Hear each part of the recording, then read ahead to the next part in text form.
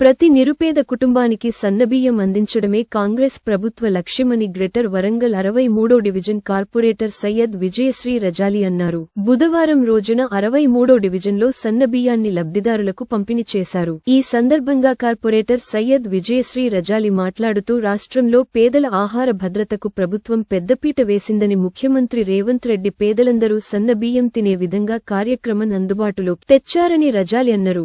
దేశంలోనే తొలిసారిగా రేషన్ కార్డుదారులకు ఉచితంగా సన్నబియ్యం కార్యక్రమం కాంగ్రెస్ ప్రభుత్వం ప్రవేశపెట్టిందని కార్పొరేటర్ రజాలి అన్నారు.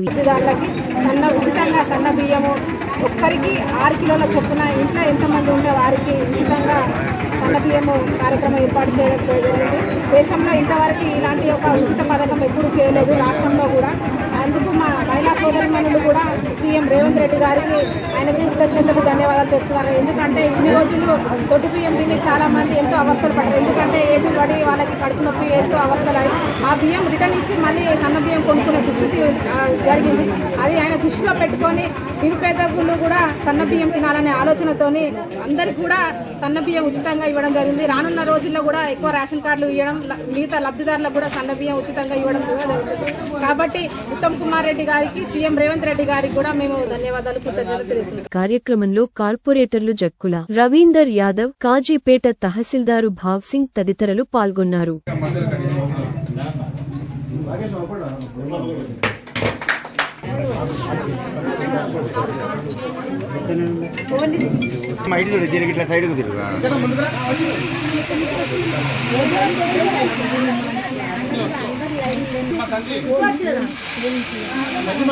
బియ్యం కింద పడదు.